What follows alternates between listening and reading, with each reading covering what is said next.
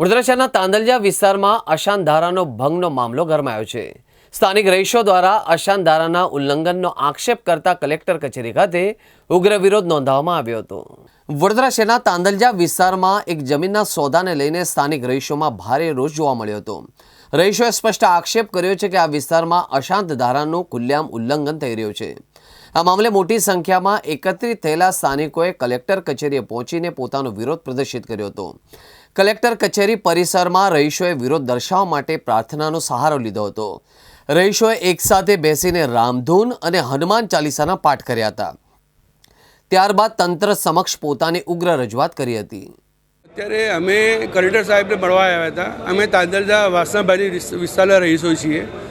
અહીંયા ત્યાં આગળ 209 નંબરની સર્વે નંબરની એક પ્લોટ હતો જે ટોટલી હિન્દુના નામનો હતો અને એ હિન્દુઓની વચ્ચેનો પ્લોટ છે। એની અંદર એટલે એમને 5-7 દિવસ પહેલાં ખબર પડી કે ત્યાં સાફ સફાઈ કરવા આવ્યા ત્યારે કે ત્યાં મુસ્લિમો માટેની સ્કીમ મુકાઈ છે। એટલે અમે તપાસ કરતાં અમને એવું ખબર પડી કે એની અંદર 2 હિન્દુ ભાગીદાર છે અને 5 મુસ્લિમ ભાગીદાર છે। એટલે અશાંત ધારાની પરમિશન હિન્દુ વિસ્તારમાં હોવા છતાં પણ કેવી રીતે મળી અને ત્યાં મુસ્લિમોની સ્કીમ કેવી રીતે આવી શકે? એટલે આની પાછળ કોઈક ષડયંત્ર થઈ રહ્યું છે। એટલે સરકારને અમે કહેવા આવ્યા હતા કે અશાંત ધારાનો કાયદાનો કડક અમલ કરો અને આની અંદર ચેક કરીને ભવિષ્યમાં શાંતિ ના ડોળાય એટલા માટે આ અશાંત ધારાની પરમિશન કેન્સલ કરીને દસ્તાવેજ કેન્સલ કરવામાં આવે।